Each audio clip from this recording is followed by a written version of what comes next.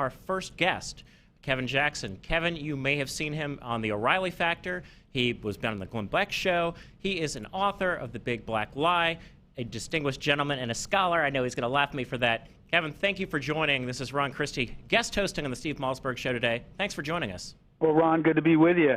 Absolutely. Yeah, you know, it's funny. I was listening to the caller, and he was describing an America that would have eventually evolved into, it did to a degree evolve into an America that we all know and love as conservatives.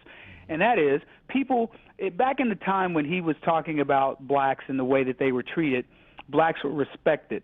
Whether you liked our color or not, you had to respect us, in the sense that the way we raised our family, the way we comported ourselves, the way that we stressed education, the way that we were very spiritual, not the level of spirituality that they talk about today of blacks being religious, because that's just a farce. That's right. You know, the way that our children behaved in public and things like this.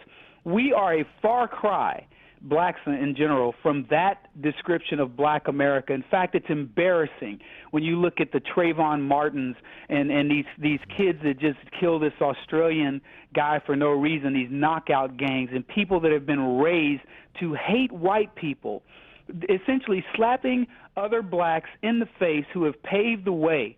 And have built a country that has created iconic black figures, people who are known worldwide. Go to anywhere in the world and say Muhammad Ali, say Tiger Woods, say Oprah Winfrey, say Michael Jordan, and on and on.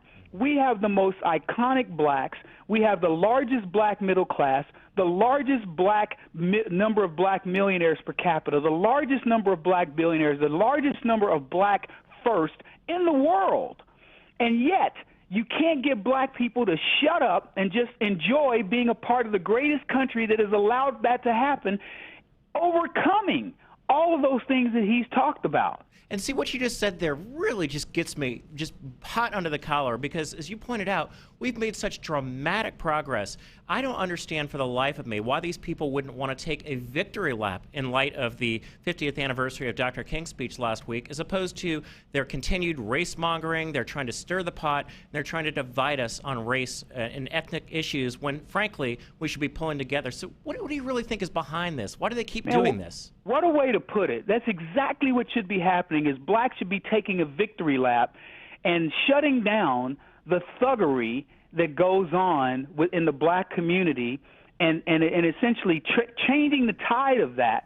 Because had we been left to our own devices and not had the experimentation of the raw deal and the ingrate society thrust upon us, we would be per capita leading the number of CEOs that are in the Fortune 500. Now, if you're asking the question why, it's very simple.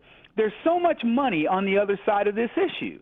I mean, look, ask yourself this question. Why did Jesse Jackson want to cut the naughty bits off of Barack Obama? He thought Barack Obama was going to end the idea of racism, that his presidency was going to be a bad thing. He was mad that he didn't get to do it so he could continue being a racist, and he figured Barack Obama is going to embrace this whole black-white cultural thing.